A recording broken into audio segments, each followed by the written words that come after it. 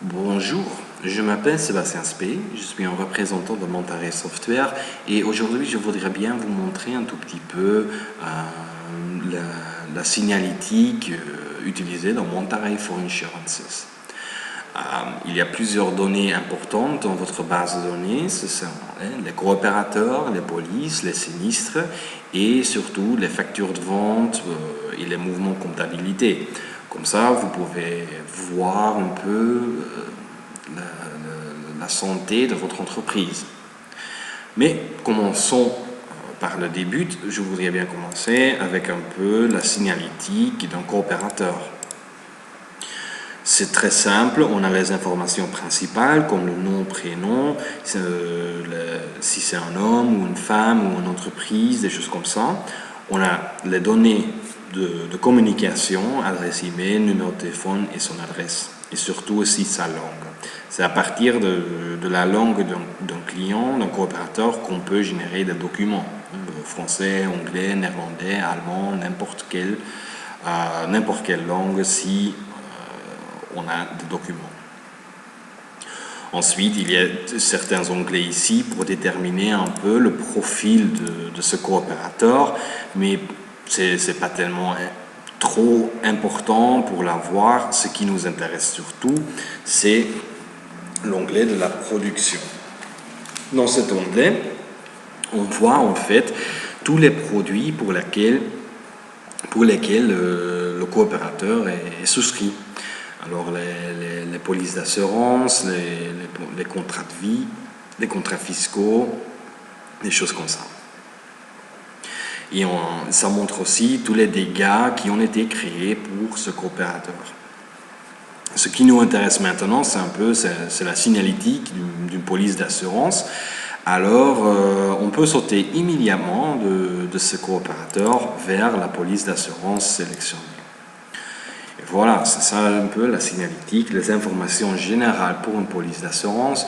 C'est le numéro de police interne qui sera généré, c'est une description de la police, la domaine dans laquelle la police se trouve, avec un type de police, le statut de ces polices, bien sûr, et toutes les dates nécessaires. Première date d'échéance, date début, date fin, la date de la police. Mais surtout, ce qui est important, c'est savoir qui va collecter les primes de cette police. Dans votre cas, ça serait surtout l'agent d'assurance, mais dans certains cas, il est aussi possible que la compagnie va collecter la prime elle-même. Et bien sûr aussi la périodicité d'une police. Ça veut dire à quel moment est-ce que nous devons créer une facture de vente pour cette police. C'est mensuel, annuel, trimestriel, semestriel, des choses comme ça. Voilà, on montre ici aussi un peu les contacts qui sont liés à cette police d'assurance. La compagnie la compagnie principale de cette police d'assurance, bien sûr le client de cette assurance et peut-être des gens liés à cette police. Si par exemple on a des polices de voiture, on peut ajouter des chauffeurs, des choses comme ça. Ensuite, on a la définition de la prime de la police.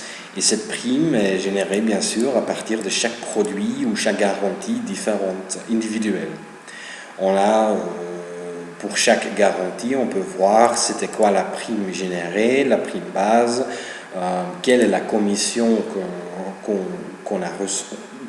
reçoit pour ces garanties et peut-être encore des coûts supplémentaires. Finalement, on a un prix total et une date début, date fin pour chaque garantie. En dessous de la table, il montre la somme totale pour la table en complet. Ici, dans la table, il montre des informations plus ou moins générales, mais il est bien sûr possible de fractionner encore plus la prime. Est-ce qu'il y a des coûts commerciaux? Est-ce qu'il y a un coût de fractionnement? Si par exemple le coopérateur décide de payer une fois par an, les coûts sont moins lourds que s'il paie une fois par mois, par exemple, pour la génération de factures. Des choses comme ça, on peut ajouter plein des autres fractionnements au niveau de la garantie. Voilà. En fait, après, pour une police d'assurance, on peut avoir aussi une liste de tous les sinistres dans laquelle cette police a été utilisée pour couvrir les dégâts. C'est surtout quand, par exemple, pour une police auto, si l'assureur ou le coopérateur est responsable pour cet accident, on va indiquer les polices pour déterminer si c'est couvert ou pas. Une liste de tous les sinistres apparaît alors ici. Comme pour les clients et pour les polices d'assurance et même pour les sinistres, on a un onglet activités qui va montrer en fait une historique de toutes les activités qu'on avait fait pour cette donnée. Alors, l'agenda des tâches, les documents ajoutés, des choses comme ça. Je reviens vers ça après pour vous montrer un tout petit peu le fonctionnement, mais en ce moment, on va continuer avec un petit champ commentaire. C'est pour ajouter des informations supplémentaires qui ne nécessitent pas un champ complet. Et on a aussi la comptabilité. La comptabilité, bien sûr, ce sont toutes les factures générées pour ces polices d'assurance avec leur montant TVA, totaux. Et en dessous, ce sont tous les mouvements de comptabilité, les mouvements comptables qu'on avait générés à partir de ces factures. Si on a une certaine facture et on veut l'envoyer vers le client, on peut indiquer ici, montre-moi ces invoices, hop, on la clique et il génère une facture de vente. Ce document complètement paramétrable selon vos besoins, on peut ajouter des données, enlever des données, on peut créer une interface plus selon votre vue et voilà. Si une facture n'était pas encore payée, il reçoit une couleur rouge et on peut envoyer par exemple un premier rappel. Si on ajoute encore un deuxième et troisième rappel, il va apparaître aussi dans la liste. Et après ça, il génère un document avec les informations de la police, un texte qu'on a choisi, que vous pouvez choisir vous-même, un aperçu de tout ce qui doit être payé. Voilà. Maintenant, on a des factures. D'abord, je voudrais aussi montrer un peu, si vous avez la police, vous pouvez aussi générer un contrat. Alors, c'est un document qui utilise les informations principales de la police et pas de la facture de vente pour, en fait, créer un document contrat. Après avoir généré le document, vous pouvez l'accepter dans le système pour l'ajouter comme document dans Monterey. Et après, il est toujours accessible dans la vue 360 degrés. Mais on a parlé des factures, mais comment on va générer des factures? Est-ce qu'il faut le faire manuellement ou est-ce qu'il y a un tool? On a créé un tool pour créer la sélection de termes. C'est un générateur de propositions de factures. En fait, dans ce générateur, on va indiquer, bon, j'ai une certaine période, un mois, par exemple le mois de septembre 2016, il va générer une date facture et donnez-moi des propositions pour ce mois, quelles sont les polices avec une date d'échéance dans ce mois. Et on va générer. Il va rechercher, va parcourir chaque police et il propose des articles à facturer si la date d'échéance se trouve dans ce mois. Si on a une police mensuelle, il va apparaître dans la liste chaque mois, sauf si une facture a été déjà générée dans ce mois pour cette police.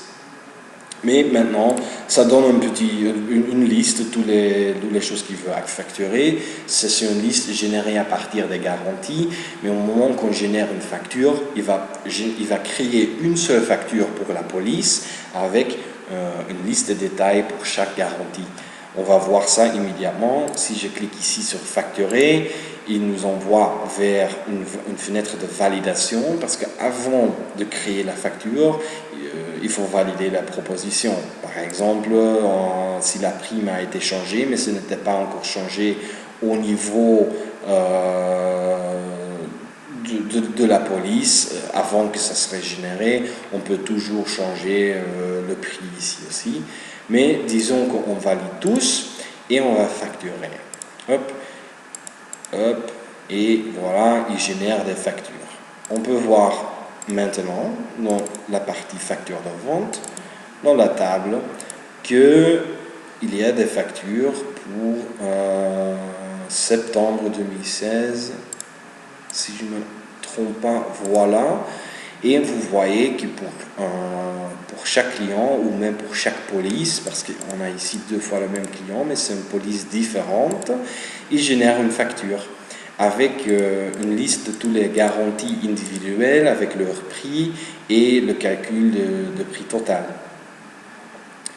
Et voilà, après, aussi au niveau d'une police ou au niveau d'un client, on peut retrouver cette facture.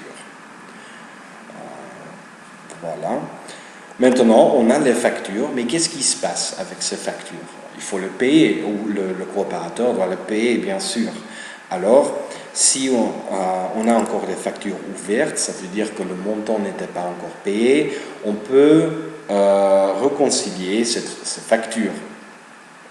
Ici, c'est une liste de toutes les factures ouvertes, toutes les factures qui ont encore un montant pas payé. Alors, on peut ajouter, ça c'est manuellement, le paiement qu'on avait reçu. Bien sûr, dans votre projet, on va créer une interface avec Isabelle qui va réconcilier cette facture automatiquement. Mais ça vaut encore la peine d'avoir une manière de le faire manuellement si, par exemple, il y était un paiement pas encore reçu ou quelque chose comme ça. Il est toujours bien d'avoir une validation manuelle. Vous voyez que pour la facture sélectionnée, il remplit déjà le montant total de la facture et le montant qu'on avait reçu. Il fait ça automatiquement, mais on peut encore dire que c'est par exemple 48 euros. Après, on fait l'exécution et on indique que le paiement a été reçu. Si le montant est complètement payé, il va clôturer la facture et il disparaît de la liste. Mais qu'est-ce qui se passe si le client ne paie pas? Au moment qu'une facture a passé la date d'échéance,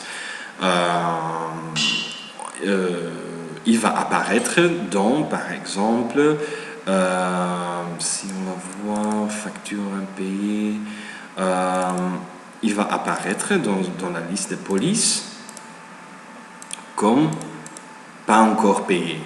C'est une facture impayée. Et la date d'échéance a été dépassée. Par contre, si une facture a été clôturée, alors le montant a été payé complètement, il reçoit une ligne verte. Comme ça, on peut voir le statut de chaque facture. Si c'est blanc, ça veut dire que c'est encore ouvert, mais la date d'échéance n'était pas encore dépassée. En plus, vous avez déjà vu, si un utilisateur, alors un permanent, doit faire la suivi de toutes les factures impayées, il va recevoir une liste dans son champ aujourd'hui, dans la fenêtre principale, une liste de toutes les factures pas encore payées. Voilà, il montre un petit peu les informations nécessaires de la facture de vente et on peut l'ouvrir, on peut l'envoyer, on peut le fermer, on peut payer, des choses comme ça. Et voilà. Comme ça, vous générez les montants spécifiques de votre production. Finalement, on a tout généré toutes ces factures, on a les polices d'assurance, on a des sinistres. Au niveau d'un coopérateur, comment on peut le retrouver? Alors, dans la signalétique d'un coopérateur, par exemple, on a toutes les actions qui montrent une historique de toutes ces affaires. Et pour les ventes, il y a aussi la vue 360 degrés qui va montrer, par exemple, toutes les factures qui ont été générées pour ce coopérateur. Et voilà, ça c'est un peu une historique complète. Même chose si on a généré des tâches, si on a fait des appels, si on a ajouté des documents, ils vont apparaître ici et comme ça on a une historique complète de toutes les activités selon un coopérateur, selon une police ou selon un sinistre. Et voilà, ça c'est un peu la gestion de coopérateurs et la gestion d'une police. Finalement, ce qu'on peut faire, c'est gérer des sinistres. Disons qu'on a une police d'assurance ici, je prends n'importe quelle police, et on n'a pas de dégâts. Bon, pas de problème, je peux ajouter un dégât. Comme ça, il génère un numéro automatiquement, il remplit le nom de coopérateur qui est souscrit à la police, et voilà. On peut ajouter un petit titre, description de la police, de la sinistre. C'était quelle forme? C'est responsabilité chevaux. Alors, cheval a couru sur la route. Ou le cheval a couru.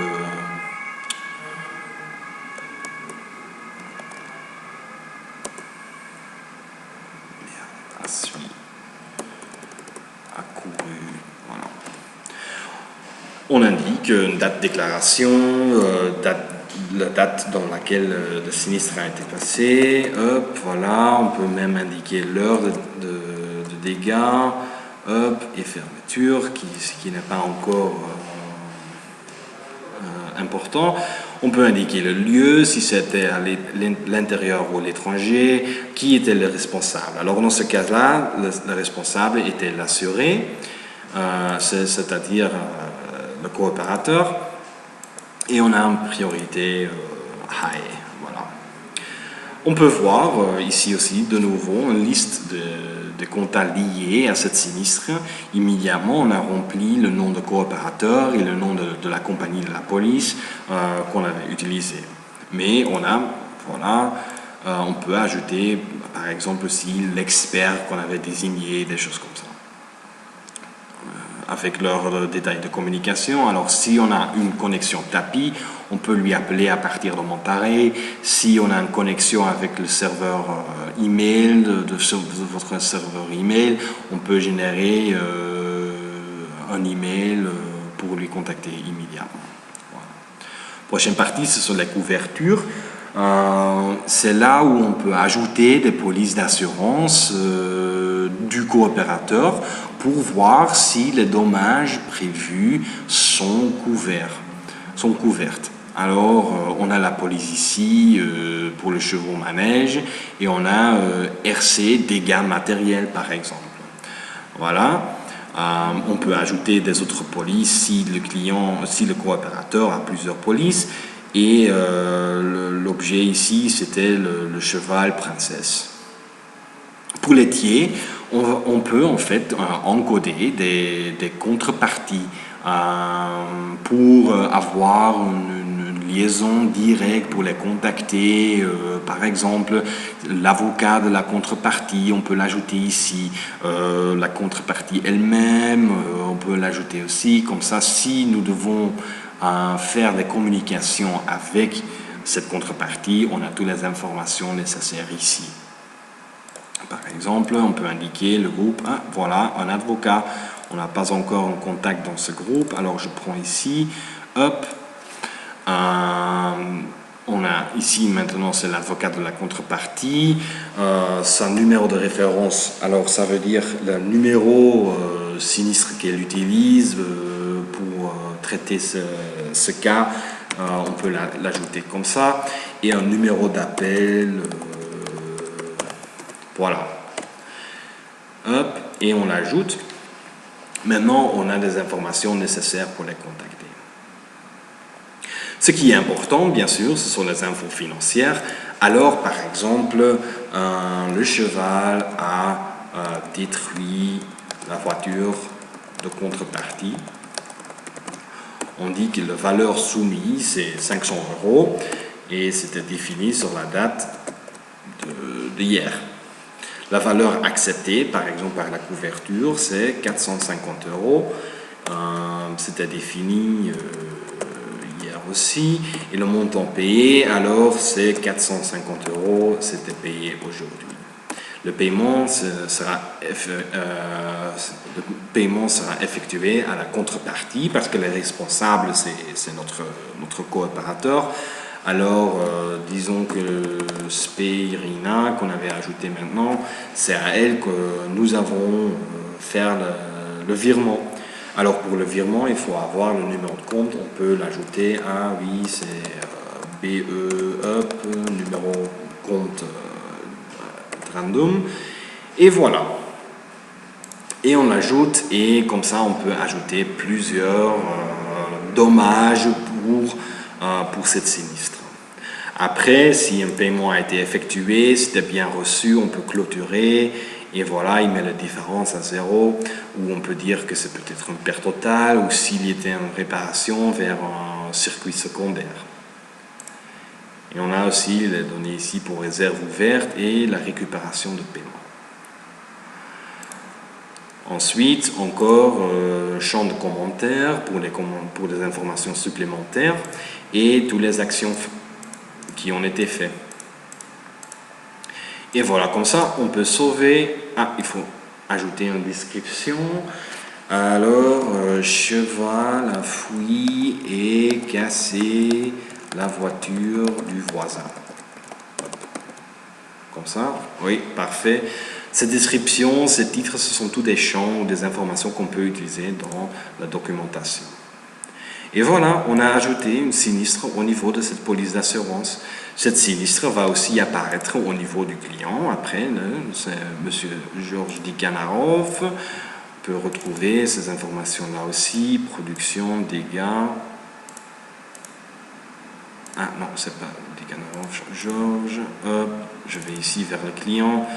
Et pour les dégâts, il montre un cheval a fui et cassé la voiture du voisin. On l'avait ajouté.